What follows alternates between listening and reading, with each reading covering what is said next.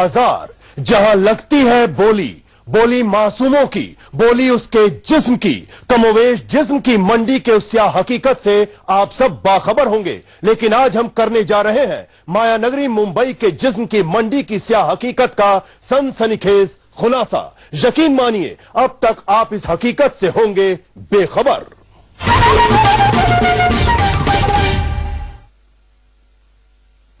जिस्म की मंडी, जहां सजती है अय्याशों की महफिल और कीमत लगती है सिर्फ और सिर्फ जिस्म की। कोई दौलत की खातिर जिस्म बेचने को मजबूर है तो मंडी की उस बदनाम गलियों में कई ऐसी भी हैं जिनके लिए जिस्म बेचना पेशा भी है और शौक भी।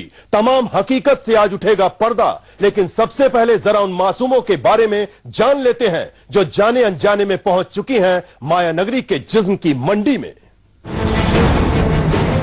मायानगरी में जिस्म की मंडी, गोरे जिस्म का काला कारोबार, कहीं चकला घर तो कहीं कोठा। खुल रहे हैं अय्याशी के अड्डे और उन्हीं बदनाम अड्डों पर हो गई ना जाने कितनी गुमनाम। मायानगरी मुंबई, यहां कुछ भी पर्दे के पीछे नहीं, बल्कि सब कुछ होता है खुलेआम। करता है ये नशीला बदन, करना चाहे हर कोई मुझसे मिलन। जुआ, शराब, शबाब और डांस बार, यहां तक कि जिस्म फरोशी का गोरख धंधा भी। मायानगरी की यही वो बदनाम गलियां हैं जहां कैद है मासूम लड़कियों की जिंदगी। देह व्यापार का ये मकड़जाल किसी चक्रव्यूह से कम नहीं है। जिस्म फरोशी की ये वो मंडी है जो सजती है सिर्फ और सिर्फ जिस्म की कीमत वसूल करने की खातिर। यहाँ कभी होती है जिस्म की नुमाइश तो कभी होती है उनकी आबरू नीलाम। दर हकीकत मुंबई शहर में खुलेआम खुल रहे हैं अय्याशी के नए नए अड्डे।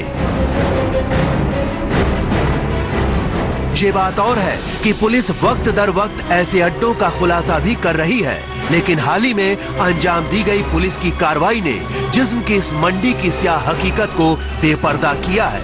पुलिस ने गिरगांव के पास एक इमारत में दबिश देकर करीब 300 लड़कियों को देह व्यापार के दलदल से आजाद कराया। लेकिन पुलिस की इस कार्रवाई के बाद सवाल भी उठने लाजमी थे, क्योंकि जिस सिंप्लेक्स बिल्डिंग से जिस्म फरोशी के काले कारोबार को अंजाम दिया जाता था, उसी बिल्डिंग के नीचे ही पुलिस की बीट चौकी भी मौजूद थी। तो क्या इतने सालों से जिस्म की मंडी का ये कोठा पुलिस के रहमो करम पर चल रहा था? शायद मुंबई पुलिस को इस सवाल के जवाब से परहेज हो, लेकिन वो तो भला हो चंद ओहदेदार अधिकारियों का, जिनकी संजीदगी ने उस सियासत का खुलासा किया। 294 लड़कियों का रेस्क्यू करवाया और 57 एक्यूज्ड लेडीज रहीं, 130 कस्टमर्स और पिम्स वगैरह पकड़े गए। कई मालिक तो अभी पकड़ में नहीं आए, कुछ नहीं आए पकड़ में। मैं मानता हूं खासकर पुलिस विभाग को ही इस बात की जिम्मेदारी दी गई है कि वो पीटा एक्ट के अंतर्गत कार्रवाई कर सके। जिस्म की मंडी की सबसे स्याह हकीकत ये है कि यहाँ हर साल करीब 20,000 लड़कियां बेची जाती हैं और फिर होता है उनके जिस्म का सौदा। ये सब कुछ तब तक होता है जब तक वो इन बदनाम गलियों की गुमनामी से कहीं खो न जाए। ऐसा नहीं है कि मुंबई पुलिस इस स्याह हकीकत से बेखबर है, बल्कि उसे भी है मुकम्मल खबर। लेकिन सबसे तल्ख हकीकत तो ये है कि जब तक जिस्म के खरीदार रहेंगे, तब तक कीमत वसूल करने वालों का यह स्याह धंधा भी बदस्तूर चलता रहेगा। मानव तस्करी का ये मकड़जाल बड़ी ही तेजी से पैर पसार रहा है। ऐसे में जरूरत है उन मकड़ियों तक पहुंचने की जिनके इशारे पर इस मकड़जाल को बुना जा रहा है, ताकि कई मासूम जिंदगियों को बर्बाद होने से बचाया जा सके। कैमरा पर्सन सुधीर के साथ अश्विन पांडे, P7 न्यूज मुंबई। आज हम कर रहे हैं मायानगरी मुंबई की उस मंडी का सनसनीखेज खुलासा, जहां दलाल हैं, खरीदार हैं और हैं सौदागर भी। लेकिन ये वो मंडी है जहां लगती है सिर्फ और सिर्फ जिस्म की बोली। जी हां, सिर्फ जिस्म की बोली। जिस्म की मंडी की सूरत बदल रही है, क्योंकि बदल गए हैं अय्याशों के शौक और सीरत भी। और जब आलम ऐसा हो तो भला जिस्म की इस मंडी के कारोबार की शक्ल कैसे नहीं बदलेगी। अय्याशों की महफिल में अब ऐसे दौलतमंद शामिल हो गए हैं जिनके लिए मासूम और नाबालिग लड़कियां उनकी कमजोरी हैं। चंद वक्त के लिए ऐसी ही मासूमों को अपनी आगोश में लेने की खातिर वो कितनी भी दौलत लुटाने को तैयार हैं। अब जब डिमांड ऐसी है तो बाजार को बनाए रखने की खातिर दलाल हर कीमत पर मासूमों को ऐसी मंडी में पहुंचाने को तैयार है। अब जरा जान लेते हैं कैसे दलाल लड़कियों को बदनाम गलियों में लाते हैं। जिस्म के दलालों की नजर उस परिवार पर होती है जिसके घर में एक वक्त की रोटी भी खुशी से नसीब नहीं होती। ऐसे में कई बार गरीबी और कर्ज के कारण माता पिता खुद लड़की को दलालों को बेच देते हैं। लड़कियों के दलालों की नजर उस परिवार पर भी होती है जिस परिवार के बच्चों में लड़की सबसे बड़ी हो और उसे जिम्मेदारी का एहसास हो, जिसे काम दिलाने के बहाने इस धंधे में धकेला जाता है। बॉलीवुड में हीरोइन बनने का झांसा देकर भी दलाल कई लड़कियों को मुंबई लाकर जिस्म फरोशी के धंधे में धकेल देते हैं। कई बार बांग्लादेश जैसे देशों में भी लड़कियां सीमा पार कराकर मुल्क की मंडी में पहुंचती हैं।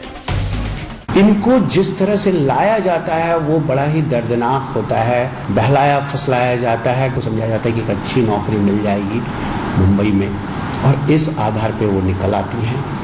दूसरा होता है कि शादी कर लेते हैं और लाकर बेच देते हैं। तीसरा प्रेमी बनकर लेकर आते हैं। चौथा किसी को मजबूरी में देखकर उसे सहारा देने के बहाने वो उस तरह की लेडीज घूमती रहती हैं और सहारा देने के बहाने उसे ले जाती हैं और फिर कुछ खाने में पीने में मिला करके फिर उसे यहां तक ले आती हैं। एक आंकड़े के मुताबिक देह व्यापार में ढकेली जाने वाली करीब 80% लड़कियां बांग्लादेश से हैं, 10% लड़कियां नेपाल से, 10% लड़कियां भारत के अन्य शहरों से लाई जाती हैं, जिसमें से ज्यादातर पूर्वी भारत से होती हैं। यानी कि जिस्म के बाजार की रौनक बरकरार रखने के लिए दलालों की साजिश का सच है बेहद ही शर्मनाक। इन लड़कियों की गुमनामी के पीछे कुछ हद तक हमारे सुरक्षा कर्मी भी जिम्मेदार हैं। सवाल यह है कि जब इन लड़कियों को गैरकानूनी तरीके से भारतीय सीमा में दाखिल कराया जाता है तो क्या ये सुरक्षा कर्मी उस वक्त सो रहे होते हैं या फिर सब कुछ जानकर भी अनजान बने रहने का नाटक करते हैं। कैमरा पर्सन सुधीर के साथ अश्विन पांडे, P7 न्यूज, मुंबई। मायानगरी के मंडी का सच सिर्फ इतना नहीं है, कई और भी सनसनीखेज सच हैं। आखिर कहां से आती हैं ये लड़कियां और क्या है जिस्म के बाजार का नया ब्लूप्रिंट, ये सब हम बताएंगे आपको, लेकिन एक छोटे से ब्रेक के बाद।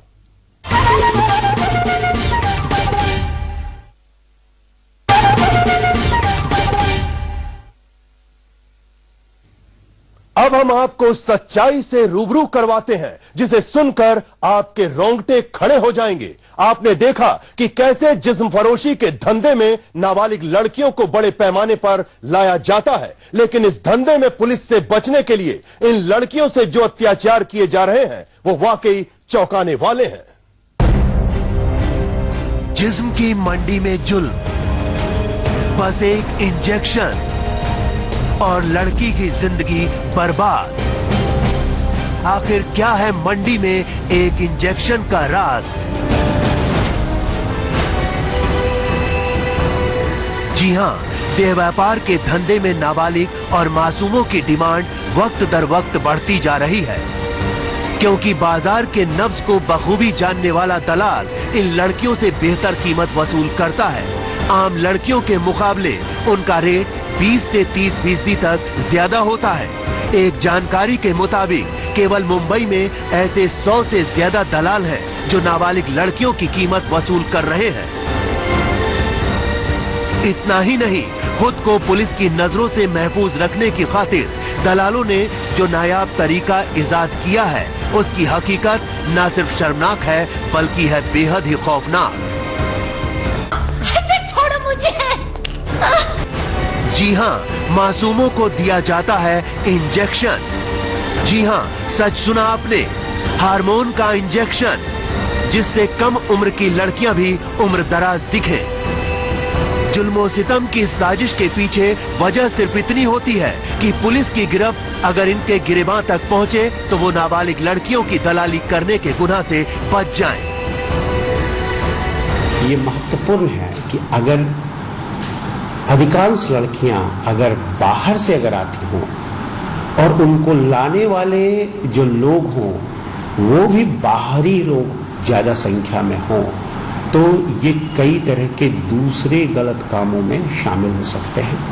इनको इस पेशे में लगातार बनाए रखने के लिए जो नशे के पदार्थ हैं उनका सेवन करवाया जाता है और साथ में ही इनको जिस तरह से लाया जाता है वो बड़ा ही दर्दनाक होता है। इस तरह से हार्मोन्स के इंजेक्शन और दवाइयां उन नाबालिग लड़कियों के सेहत के लिए खतरनाक साबित हो सकती हैं। डॉक्टरों की माने तो ये दवा नहीं बल्कि मासूमों के लिए जहर है। लॉन्ग रन में आपके रिप्रोडक्टिव सिस्टम पे इफेक्ट पड़ता है। देयर इज अ पॉसिबिलिटी कि कैंसर हो जाए, चांसेस उसके भी होते हैं। In fact these hormones if given too much they themselves, मतलब ये हार्मोन्स खुद ही डिप्रेशन कॉज करते हैं। उसका साइड इफेक्ट ये होता है कि डिप्रेशन कॉज करते हैं, ब्लोटिंग हो जाती है बॉडी में, वाटर रिटेंशन हो जाता है। So anything which is introduced in your body which is from outside और जो बॉडी नॉर्मल नहीं है, ऐसे अबनॉर्मल कहते हैं हम, दैट इज वेरी हार्मफुल। यानी कि जिस्म फरोशी के इस काले कारोबार की खातिर ये दलाल मासूम बच्चियों के बचपन को तो छीनते ही हैं, साथ ही उन्हें देते हैं मौत से भी बदतर जिंदगी। Ashwani Pandey, P7 news, Mumbai.